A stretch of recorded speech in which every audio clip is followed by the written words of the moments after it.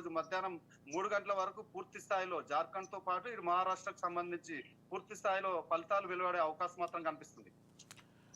అయితే కిషోర్, ఈ జార్ఖండ్ లో ఓట్ల లెక్కింపు ఎన్ని రౌండ్స్ లో ఉండే అవకాశం ఉందంటారు?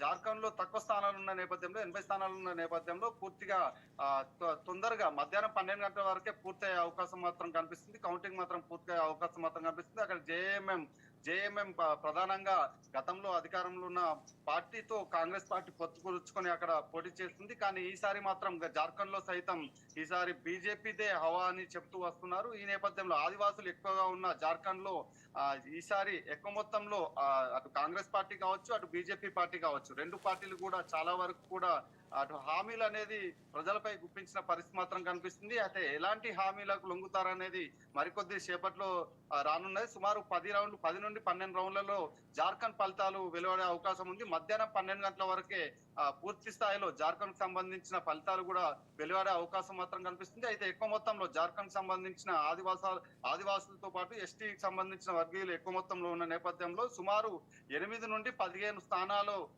స్థానాలకు సంబంధించి కూడా ఈ ఆదివాసులకు సంబంధించిన స్థానాలే ఎక్కువగా ఉన్నాయి. వారు ఇచ్చే ఫలితాలే ప్రభుత్వాన్ని ఏర్పాటు చేసే అవకాశం మాత్రం కనిపిస్తుంది. అయితే ఎగ్జిట్ పోల్స్ లో చాలా వరకు చూసినట్లయితే చాలా ఎగ్జిట్ పోల్స్ కూడా అటు డి అంటే డి అన్నట్టు హంగ్ ఏర్పడే అవకాశం ఉన్నట్టు కూడా కొన్ని ఎగ్జిట్ పోల్స్ ఫలితాలు కూడా వెలువరించాయి. ఈ నేపథ్యంలో అటు ఆదివాసులు ఎవరి వైపు, అటు కాంగ్రెస్ లేకుంటే బీజేపీకి సంబంధించిన కూటమి వైపు ఉంటారా అనేది ఆసక్తికరంగా మారింది. వారిచ్చే తీర్పే జార్ఖండ్ సంబంధించి ఎవరు అధికారంలోకి వస్తారనేది కొంత ఆసక్తి రేపుతున్నట్లు కూడా తెలుస్తుంది. అయితే ఎక్కువ మొత్తంలో ఎన్డీఏ పార్టీ బీజేపీ కూటమే అధికారంలోకి వస్తుందని ఎగ్జిట్ పోల్స్ చెప్తున్నప్పటికీ కూడా అటు కొన్ని ఎగ్జిట్ పోల్స్ మాత్రం 3 నుండి 4 ఎగ్జిట్ పోల్స్ మాత్రం అటు హంగ్ ఏర్పడే అవకాశం, ఇద్దరికి సరి సమానంగా 44 సీట్లు ఎవరు గెలుచుకుంటారో వారే అధికారంలో రాష్ట్రంలో ప్రభుత్వం ఏర్పాటు చేసే అవకాశం ఉంది. ఈ నేపథ్యంలో అటు ఎగ్జిట్ పోల్స్ ఫలితాలు కూడా కొంతమంది కొన్ని ఎగ్జిట్ పోల్స్ అటు ఎన్డీఏ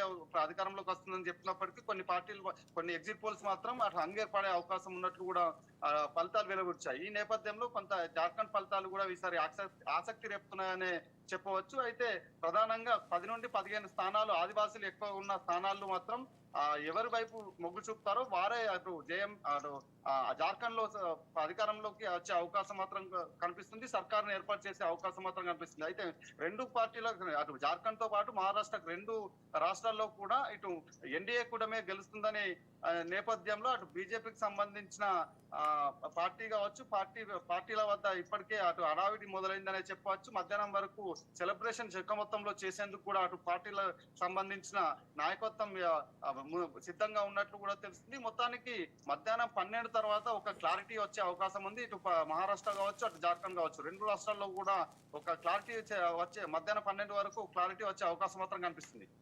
రైట్ కిషోర్, మరోవైపు వయనాడు నాందేడ్ లోక్సభ ఉప ఎన్నికల ఫలితాలు ఇవాళ వెలువడనున్నాయి. వయనాడు లోక్సభ ఉప ఎన్నిక బరిలో ప్రియాంక గాంధీ తొలిసారి ప్రత్యక్ష ఎన్నికల్లో పోటీ చేశారు. బీజేపీ అభ్యర్థిగా పోటీ చేసిన నవ్య హరిదాస్ ప్రియాంక గాంధీపై పోటీ చేశారు.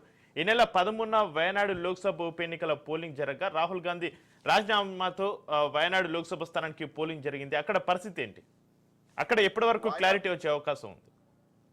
వాయనాడుకు సంబంధించి కూడా అందరు ఆసక్తి అక్కడే మన కేరళకు సంబంధించి వాయనాడు పార్లమెంట్ నియోజకవర్గం సంబంధించి అందరు ఆసక్తి ఉన్నట్టు కూడా తెలుస్తుంది. అయితే ప్రియాంక గాంధీ పోటీ చేస్తుండడంతో అందరి దృష్టి కూడా వాయనాడు పైన ఉన్నట్టు కూడా తెలుస్తుంది. అయితే రెండు స్థానాల్లో రాహుల్ గాంధీ పోటీ చేసిన నేపథ్యంలో అటు వాయనాడు స్థానాన్ని వదులుకున్నారు. వాయనాడు స్థానంలో ప్రియాంక గాంధీ మొదటిసారిగా ప్రత్యక్ష ఎన్నికల్లో ప్రియాంక గాంధీ పోటీ చేస్తున్నారు. అంతకుముందు రాజ్యసభ ఎంపీగా ఆమె ఉంటూ వచ్చారు. అయితే మొదటిసారిగా ప్రత్యక్ష ఎన్నికల్లో వాయనాడులో ఇది దక్షిణ రాష్ట్రాలకు సంబంధించి దక్షిణ ఇండియాకు సంబంధించి చూసినట్టయితే ఇటు మొదటిసారిగా వాయనాడులో ఆమె పోటీ చేస్తూ వస్తున్నారు. గతంలో రాహుల్ గాంధీ భారీ మెజార్టీతో అక్కడ వాయనాడు నుండి గెలిచి వచ్చారు. అయితే ఈసారి కూడా గాంధీ కుటుంబానికి సంబంధించి ప్రియాంక గాంధీ అక్కడ పోటీ చేస్తుండడంతో అటు ఈసారి అందరి దృష్టి కూడా వాయనాడు పైన పడిందని చెప్పవచ్చు. అయితే అక్కడ ప్రధానంగా ఖుష్బూతో పాటు ఇంకా మరికొంతమంది స్టార్స్ క్యాంపెయినర్ చేశారు. అంతేకాకుండా వారినే నిలబెడతారనే బీజేపీ తరఫున నిలబెడతారనే ప్రచారం జరిగింది. కానీ అటు వేరే వ్యక్తిని నిలబెట్టేసరికి అటు వారు వన్ సైడ్ జరిగినట్లు కూడా అటు ప్రచారం నడుస్తూ వస్తుంది. ఈ నేపథ్యంలో ఈసారి ప్రియాంక గాంధీ కూడా భారీ మెజారిటీతో గెలిచే అవకాశం ఉన్నట్లు కూడా తెలుస్తుంది. అయితే తక్కువ మొత్తంలో సుమారు 14 రౌండ్లలో పార్లమెంట్ వాయనాడుకు సంబంధించి పార్లమెంట్ స్థానానికి సంబంధించి 14 రౌండ్లలో ఓట్ల కౌంటింగ్ పూర్తయ్యే అవకాశం మాత్రం కనిపిస్తుంది. మధ్యాహ్నం 12 గంటల వరకు ఒక క్లారిటీ వచ్చే అవకాశం మాత్రం కనిపిస్తుంది. అయితే వాయనాడుకు సంబంధించి మాత్రం అటు కాంగ్రెస్ పార్టీకి స్థానికంగా ఉండే అధికారంలో ఉన్న పార్టీ అటు సపోర్ట్ చేస్తున్న నేపథ్యంలో ఈసారి ఖచ్చితంగా వాయనాడులో ప్రియాంక గాంధీ భారీ మెజారిటీతో గెలుస్తుందని అటు కాంగ్రెస్ శ్రేణులు చెబుతూ వస్తున్నారు. అదే కిషోర్, మహారాష్ట్ర జార్ఖండ్ లో వైపు ఫలితాలు ఏ విధంగా ఉంటాయనేది ఒకవైపు ఉత్కంఠ రేపుతుండగా ప్రధాన పార్టీల నేతలు రిసార్ట్ పాలిటిక్స్ గా కొనసాగుతున్నాయి. గెలుపొందిన నేతలు ఎక్కడ చేజారిపోతారేమోనన్న ఆందోళన నేతల్లో వ్యక్తమవుతున్నట్టుగా తెలుస్తుంది. దీంతో అలర్ట్ అయిన నేతలు ఆయా పార్టీల అభ్యర్థులను కాపాడుకునే ప్రయత్నం ఒకవైపు జరుగుతున్నట్టుగా తెలుస్తుంది. దీనికి సంబంధించి మీ దగ్గర ఉన్న డీటెయిల్స్ ఏంటి?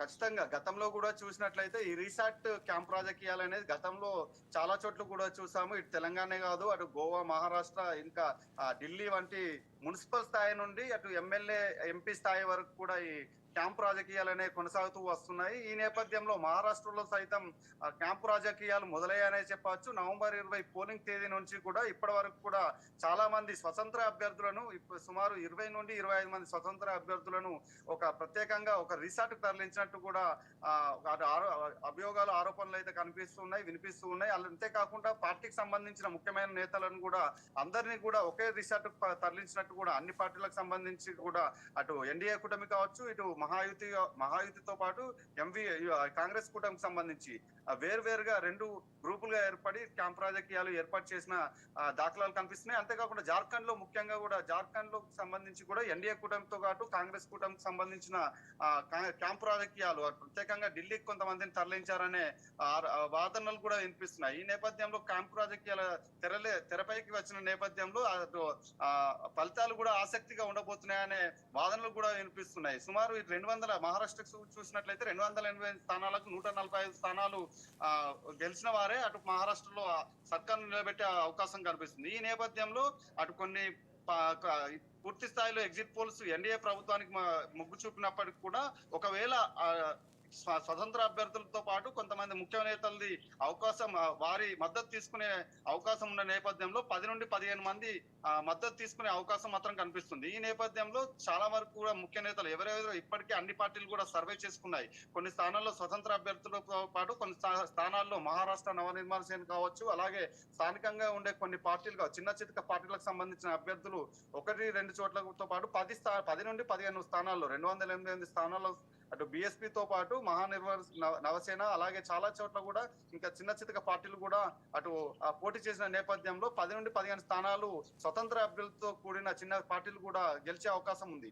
ఈ నేపథ్యంలో వారిని ఇప్పటికే ఎవరెవరు గెలిచే అవకాశం ఉన్న నేపథ్యంలో ఇప్పటికే సర్వే నిర్వహించుకున్నారు. ఈ నేపథ్యంలో వారిని కూడా కొంతమంది రెబల్ అభ్యర్థులు కూడా టికెట్ దక్కని రెబల్ అభ్యర్థులు కూడా బయటకు వచ్చి ఇతర పార్టీల నుండి టికెట్ దక్కించుకొని పోటీ చేస్తున్నారు. అంతేకాకుండా స్వతంత్ర అభ్యర్థులుగా కూడా పోటీ చేస్తున్నారు. ఈ నేపథ్యంలో గెలిచే రేసు గుర్రాలను కూడా ఇప్పటికే రిసార్ట్ తరలించినట్లు కూడా తెలుస్తుంది. అటు జార్ఖండ్ లో సైతం ఇదే క్యాంప్ రాజకీయాలు కూడా మొదలైనట్టు కూడా తెలుస్తుంది. ఒకవేళ అక్కడ ఇక్కడ జార్ఖండ్ తో పాటు మహారాష్ట్రలో కూడా 2 చోట్ల కూడా ఒక అటు మ్యాజిక్ ఫిగర్ కు దగ్గరగా వచ్చి ఆగిపోయినట్లయితే అటు స్వతంత్ర అభ్యర్థులతో పాటు రెబల్ అభ్యర్థుల మద్దతు తీసుకునే అవకాశం ఉన్న నేపథ్యంలో క్యాంప్ రాజకీయాలకు ముఖ్య నేతలను కూడా గెలిచే రేసు గుర్రాలతో పాటు తమ పార్టీకి సంబంధించిన అభ్యర్థులను ఎన్డీఏ కావచ్చు, ఇటు యూపీఏ 2 పార్టీలకు సంబంధించిన అభ్యర్థులు ఎవరైతే ఉన్నారో వారు ఇప్పటికే క్యాంపుకు తరలించినట్లు కూడా తెలుస్తుంది. అటు నవంబర్ 20వ తేదీ నుండి ఇప్పటి వరకు కూడా వారు బయట తిరగకుండా ఒక క్యాంపులనే ఒక చోట రిసార్ట్ రాజకీయాలనే తరలించినట్టు మాత్రం కనిపిస్తుంది. మొత్తానికి